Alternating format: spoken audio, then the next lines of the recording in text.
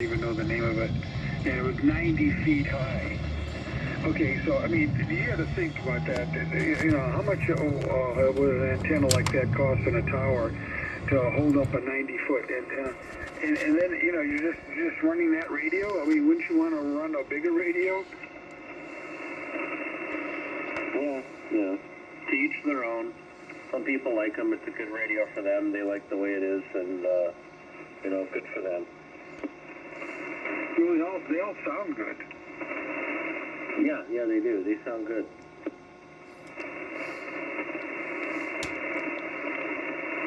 Anyway, it was interesting. But he said, I never heard of Sherwood. I thought, well, geez, you've been I didn't say this to you, but you've been a ham longer than me, and I thought for sure you would have known that. He's running a mono bender antenna, so he just stays on 20 meters. I didn't get into all of it, Terry. I didn't even know they made a 20-meter antenna that was 11 elements. Oh yeah, that's a huge antenna. Yeah, so that's what he's focusing totally on 20 meters, and that's all he needs. He doesn't need all this other stuff. So like Clark said, he's got the basic is all he's focusing on. Well, that must be a fantastic antenna, and at 90 feet, can you imagine that? No, it's incredible. I mean, that's even a little bit too high. But I mean, I guess it depends on who you're trying to work, really. But that's incredible on 20 meters.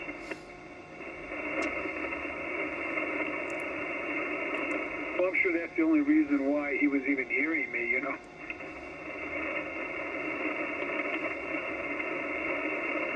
I've only got a 7300, Terry. I only run 100 watts. I've got a $35,000 mono bander up. I know, an 11 element beam, 90 feet in the air. I pointed at you, but I only have 100 watts. Does it sound okay? My tower was $16,000 delivered on a truck. And then I had the $4,000 mono bander, and I had a $3,000 rotor. Then I had to have a bunch of guys come out here, a whole crew, and put this thing up and get permits. And I had like 35 thou into the radio, and I spent $1,000 on a radio. That was my point, exactly, Clark. Exactly. I mean, you spent 40 grand on your antenna setup, but you get a $1,000 radio. This is the best damn radio. Terry, this thing has ears like you wouldn't believe. Yes, that's all on the radio, yeah.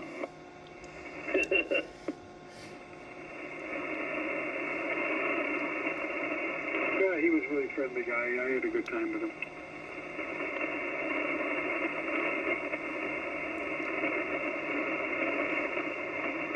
Then there was this another guy I talked to at 20 meters. It was, I thought it was Parks on the air, but it was Lewis and Clark on the air. Have you heard those guys? No. Well, you know who Lewis and Clark are, right? Yeah. So they're celebrating some anniversary or I don't know what of his trip. His expedition. Any excuse to have a special event. Man, that's what you should do, David. We'll have the Groom Creek special event station up there once a year. To celebrate the, founding of Goldwater Lake or something? Yeah. The buying of the Honda. No, it has to be something, like the Goldwater Lake. The day that David weeded the property next door.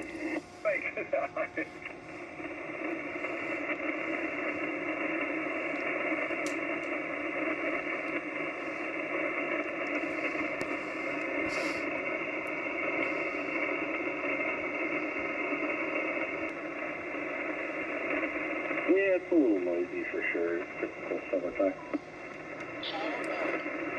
you go to work today, Clark? Yeah, well, I was at the shop all day, and I worked from there, but I ended up working on my 4Runner most of the time. I went up there and put it on a lift and worked on it and got a bunch of stuff done. What else was there to do? I thought you did everything to that. No, yeah, that was just a bullshit article by some made-up thing in Copenhagen. Yeah, they don't know.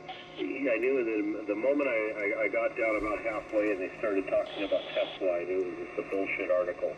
Tesla doesn't have any autonomous cars. They don't even have one, not one. But yet the guy is talking about Tesla and autonomous cars. It's bizarre. So you didn't buy his argument that, a lot of driving is visual cues from the other driver, and then as an autonomous vehicle, the computer doesn't respond to that. It does respond to that, yeah. He's completely wrong. The systems are very advanced, especially now. Like the latest 5th-gen Waymo system, it uses radar, LiDAR, and 29 different cameras. When I say 29 cameras, you're picturing 29 cameras bolted to the car, but that's not true. It's arrays of sensors. So it might have what you would think would be one camera, but inside there might be 10 of them, anyways, 29 camera sensors, and it's seeing way farther than the human eye can see, even in dark, completely pitch black, 360 degrees around the thing. And not only that, the LiDAR with the backscatter, it can see around objects. So, like if what a human cannot do is if there's a bus parked to the right at the curb at a bus stop, and you're in the middle lane going 35 or 40 miles an hour, and somebody steps in front of the bus into your lane, well, that's it. You're gonna run the person over and kill them. And that's exactly how it happens. Somebody steps out from something, a vehicle or a bus or something on a bicycle or whatever, and you can't see them. There's no way to see around the bus. Well, the LiDAR and the radar can see over the top of the bus, and it can actually see the human being walking, and it'll slam on the brakes. And I've seen it do exactly that right on the screen while I'm riding along. It's absolutely amazing. But what about what they were saying in the article? Like, say, for example, you're at a four-way stop, and then the guy nods to you and says, "Go ahead," or waves his hand at you. Is that radar going to see that? You would never, ever want to accelerate your vehicle based on another driver's recommendation. That's extremely dangerous because you need to be watching to what's going through the intersection. So what you just described is if you pull up to a stop and the guy says, "Go ahead," and you pull out and then a car hits you at 40 miles an hour, well then whose fault is it? Is it the guy that waved you forward? Of course not. Yeah, you would never go on human. You never want to drive on emotion or human eye contact. You would. Four-way stops are very, very simple. It's who arrived there first gets to go. It's a timing thing. Now we all know that some people don't do that. They're not smart enough. They're slugs. They're living slugs on planet Earth, and they stop the car and then they go again. Well, those type of people you have to just let go. You have to let them go through there and then you go. Well, the system absolutely does that. It can track hundreds of cars flying through an intersection at high speed and keep track of every vehicle coming in every direction.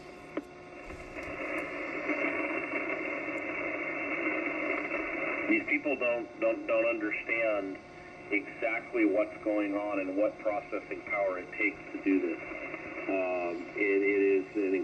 incredible amount of processing. If you think about like pulling up to a busy intersection down the street here, there might be 20 cars in motion going east at 40 to 50 and even 60 miles an hour. And that's typical. It's a 3-lane intersection each side, 6 lanes across, and it's 4-way, okay? Then you got another 20 cars in motion, trucks, buses, bicyclists, human beings going the other direction. So now you have each way, north and south, yet again 20 or 30 cars on screen, and they're all flying through there. So this thing has to keep track of every single one of those. And that is pretty amazing. Human beings don't do that, though. So think about this, you know, in that article, it was just kind of weird that, you know, they would think about the human interaction. Humans don't do it. Like, just the other day, her and I were driving through town, and I reminded her, you have to look both ways before you proceed through an intersection, because that's how you die. You know, when the light turns green, the human being today hits the gas pedal and they go forward. Well, what if there's a truck coming that couldn't stop in time and ran the red light? Well, then you're dead, or you're paralyzed, or whatever. And so, you know, you need to physically look before you enter the intersection to make sure there's no one coming. So we were having this conversation, and the whole time through town, we were just amazed, absolutely amazed. There was a lady next to us. She never even turned her head or her eyeballs. The second the green light hit, she hit the gas. So, you know, ask yourself, what's better, a system analyzing every conceivable car and plotting it on a screen and knowing the intentions and rate of speed of every one of those vehicles in a bird's eye view, or we can rely on humans that just hit the gas pedal.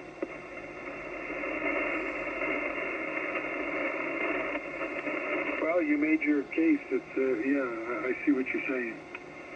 Just understand it's extremely advanced. You have to ride in it to see it. Maybe go watch some YouTube videos where they show the screen. It's way more going on than just the human brain. A very, very safe human driver is a pretty awesome thing, because you have to be very alert. You have to look every direction, and you really have to pay attention.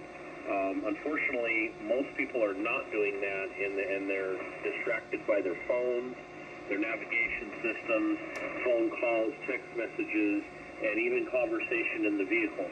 And so when you add all that in there, you know, it is much safer to have a system handling that for you.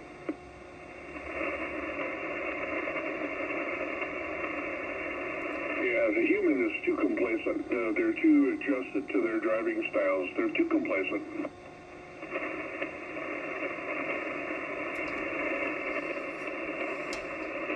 After listening to all this, Terry, I don't even know if I want to get in my car tomorrow. Oh my God, you better sell it. Yeah. I can't drive to Prescott Valley. Oh no, you can't go down 5 miles.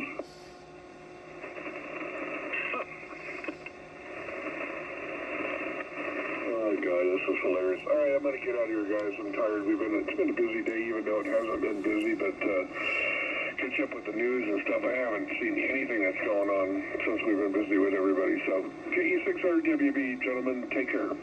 Oh, that's right. Your mother was there. Okay. 73, Terry.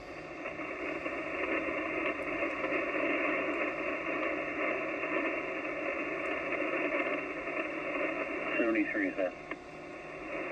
Well, I wanted to get your reaction to that. That's why I sent it to you. Yeah, I didn't see anything. I don't believe that was written by any professor that did a study. I think it was clickbait. I think that was probably written by some kind of marketing person with an agenda of investment or otherwise. because a professor, an actual professor would see right through all of that, you know. When they started talking about Tesla in the article, that's the red flag, because Tesla doesn't have any autonomous driving systems. They only have basically advanced cruise. You have to have a person in the car. They have FSD, but it's really dangerous. They've got the National Highway Board released a report last year, David, that 383 people died in Teslas while the system was engaged. So that's a lot of dead bodies. That system 3.0 was essentially webcams in a tablet. They didn't have any radar, and it's just very, very unsafe. They have a new system 4.0 that they're just now releasing, that they're adding radar to. They've got 4 radar sensors up front and a lot more processing power and stuff, and you know, they claim it's going to be better, and that the car is going to be able to drive you. But the key thing though is autonomous. Autonomous means there's nobody driving the vehicle. If you have to sit at the wheel of the vehicle with your hands on the wheel, it senses that you're there. That's not autonomous. That's just self-driving or super cruise. What did you call that? FSD? What is that? I never heard of that. Full self-driving is what Tesla calls their software package. And basically what it is they don't have it out yet. You could be a beta tester. They have some beta testers out. You sign up for it. You have to sign your life away to be able to do it. But the way it would work is, if you guys had a Tesla, you would punch in Walmart, and then you have to be behind the wheel of it, and you have to be paying attention, because if something goes wrong or it doesn't see something, then you have to react. You know, so you have to be alert. You can't be asleep. And you can't be in the back seat. You know, you got to be behind the wheel. It would drive you to Walmart. You would just basically be sitting there, just like a modern airline pilot. You'd be sitting there in case something went wrong. You said 389 people died in Teslas last year using that system? It's actually 2021. They just released the report, but it was 2021 and some of 2022, I think. But yeah, 383 people are dead over it. That's a very high number. Don't you remember seeing that on the news? We used to see it about, the news really doesn't cover it anymore. Yeah, for political reasons probably. The government wants electric cars, so they don't want negative press. And the news is completely controlled by the government now, of course, so we don't really see it. But, you know, about a year ago, we did used to see it on the news, where they would have, you know, a Tesla crashed and 2 people died and they burned in it and blah, blah, blah. We don't really see that, but if you go look at the National Highway Board's report, they list 383 dead people. Well, I remember seeing pictures of guys on the freeway in Los Angeles or San Francisco in their Teslas asleep while the car's driving them.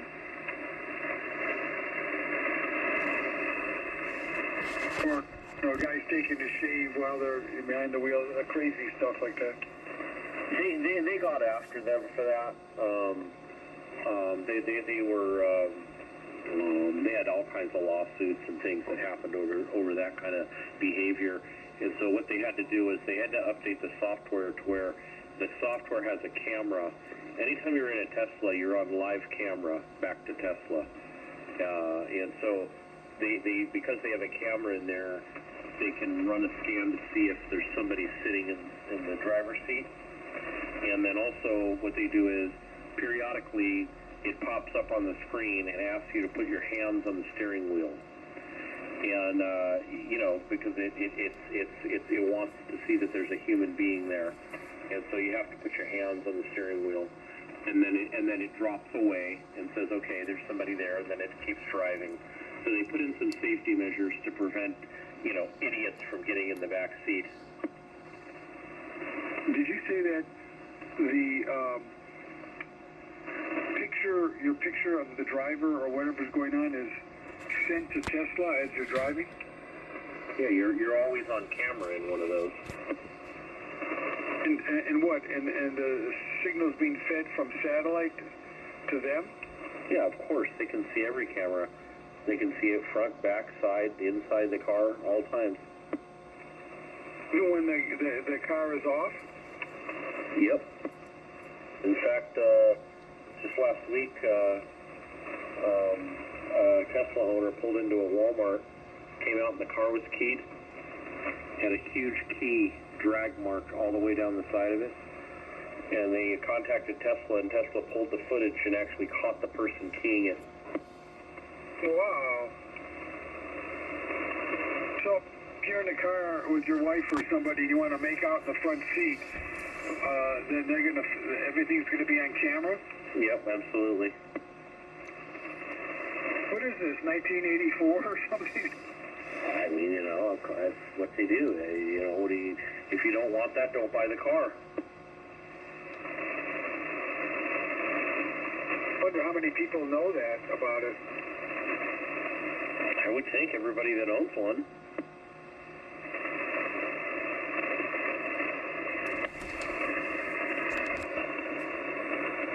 So, what if you were, and I don't know, you can answer, I don't think you can answer this question, but say you smoking a joint while you're driving, and then they film that, is Tesla going to turn you in? If they get subpoenaed, they'll have no choice.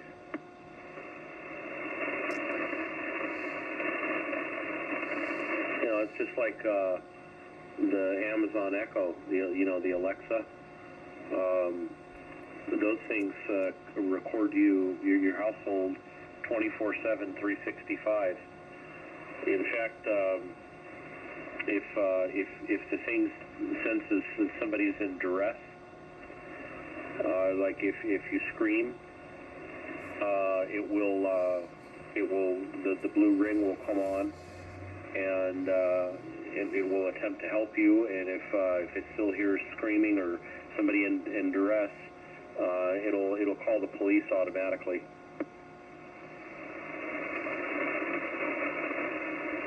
People have been sent to prison already over those. There was a case, the first case, a man killed his wife. They got into a bad argument, and it ended up physical. And somehow, I don't remember how, but she ended up dead. I don't know if he choked her or what, but she ended up dead.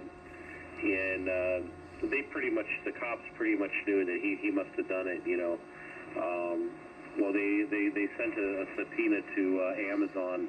They pulled the audio from the Alexa device, and it had the entire argument the hour before, and then the actual murder right on the audio recording. Yeah, because I got to take about a couple-minute break. I got to run down the hall and do something, so I'll be back. TG701.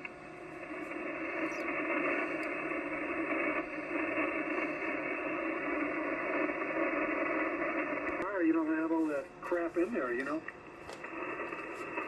Yeah, no kidding. You can't avoid it. I mean, your cell phone can record you and everything else. So, I mean, what can you do about it?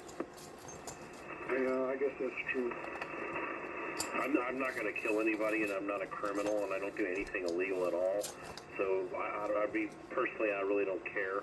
I understand the risks. I know that the computers, laptops, even the TVs can record you now. But I'm a law-abiding citizen, so whatever.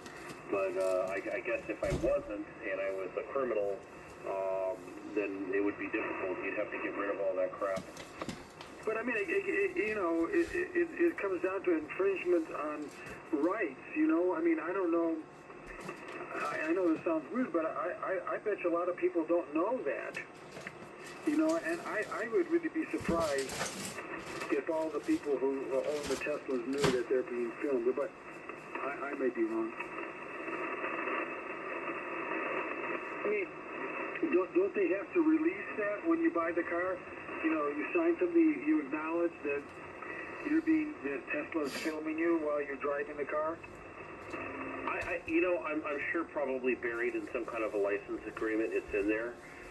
But I really don't think in today's world that has to be, you have to be notified that it's implied because, just a couple of months ago, somebody figured out that all iPhones, everybody that has an iPhone, if you have the phone physically faced at your face, so you're using the phone,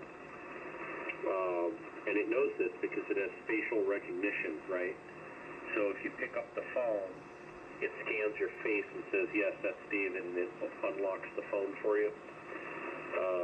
All of the iPhones, if you're actually using it and looking at the screen, it takes a photo of you every 2 seconds.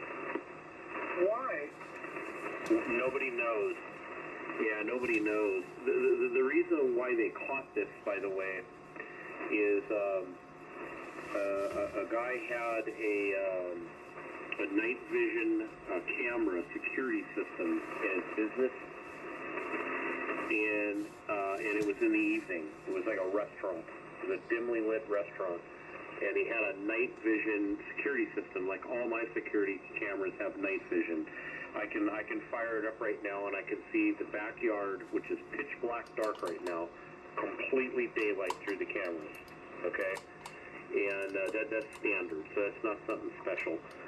Very standard today. So he had those cameras in his restaurant, and he noticed he was watching the security cameras one night, and he noticed that all of these people that were on their phones, their faces kept being lit up with a flash. And every 2 seconds, their face would be flashed. And so he said, oh, look, it's iPhones. And so then, the video went viral, and they realized that the iPhone is taking a snapshot of your face every 2 seconds. Is it storing it somewhere? Sending it up to the cloud. Oh, shit. So it has a wide-angle picture of you and where you're at and what you're doing every 2 seconds. Blink, blink, blink, blink. Because, a lot of people, I don't know, I used to read articles of people are very critical of China because they have all those cameras everywhere, and that you're losing your privacy, and, they say, this is really bad. Well, it sounds like that's what we're doing here, too.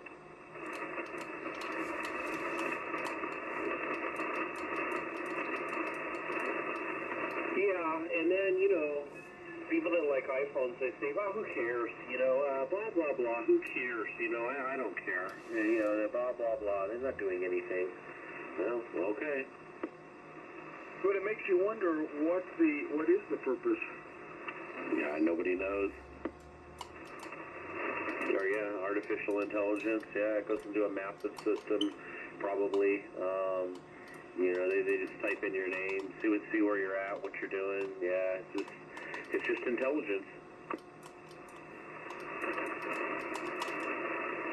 Big Brother is watching you.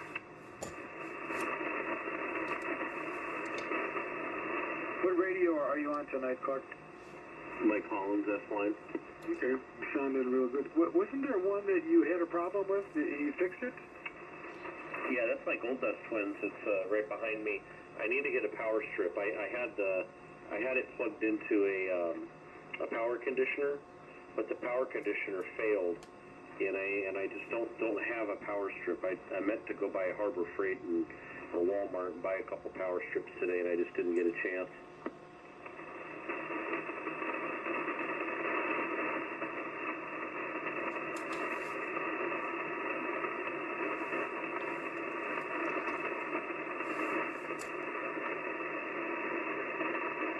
Weird. They just,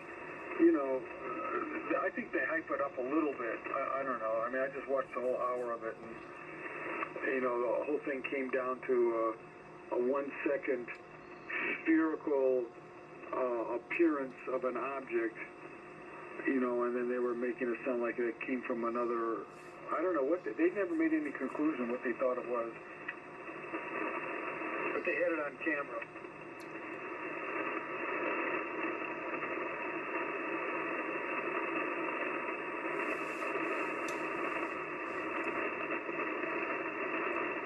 Well, I watched that show. Excuse me. Probably watched half a dozen episodes. The guy on there is incredibly smart. I'm trying to remember his name.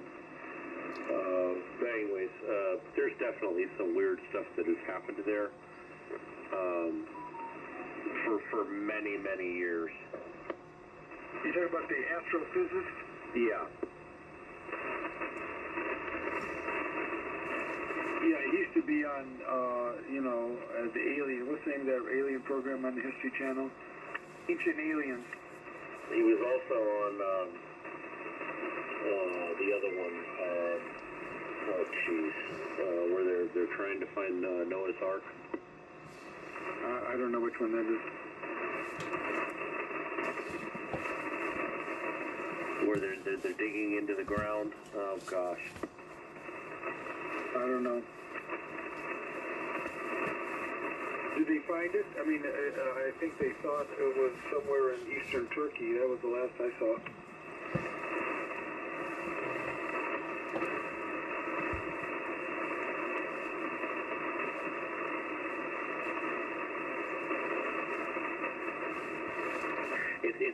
It's an island off the coast of Nova Scotia. What the heck is it, babe? Oak Island. Oak Island. Yeah, you never watched that show? No. Oh my gosh, yeah, you should watch that. That'd probably be right up your alley. Yeah, Oak Island. It's an island off the coast of Nova Scotia. And anyways, there's a lot to it, but basically, there's a vast system of underground tunnels under the island, and they had all kinds of ancient ports, basically docks and ports and roads to offload stuff into the caves, and it was all man-made and dug, and there was supposed to be treasure down there. And basically, though, the real theory is that, well, I mean, it's been used since the 1500s. They know that from the artifacts and stuff that they've found, 1500s forward. So it's probably likely been used for a lot of different things. But the main thing that they believe is there is the Ark of the Covenant and maybe the Holy Grail and other, missing religious artifacts. In Nova Scotia? Is this program on the History Channel? Yes, I've watched it for years. It's really good. Okay, are they still playing them? Yeah. It's called the Oak. What's it called? Oak Island. All right, I'll keep my eye open for it. Yeah, they think. Well, I don't know. There's a lot of theories. They have found a lot of different artifacts from various time periods, and they found the tunnels, and they're digging down into the what they call the money pit. But basically, it's a huge operation. They've been drilling down and putting in caissons all over the island for years now to try to intercept the tunnels. Okay, well, I'll keep my eye out for it. So, anyway, I think I'm going to clear off for tonight. I'm a little bit tired myself. So, it sounds like you're doing real well, Clark, so maybe you're almost over that. That's great. So I'll listen out. This is KG7 Noel. Back to you for a final. All right, yeah, I'm okay. I just have this bad cough still, but no, I'm good. 73. Good night, KG7 Noel, clear.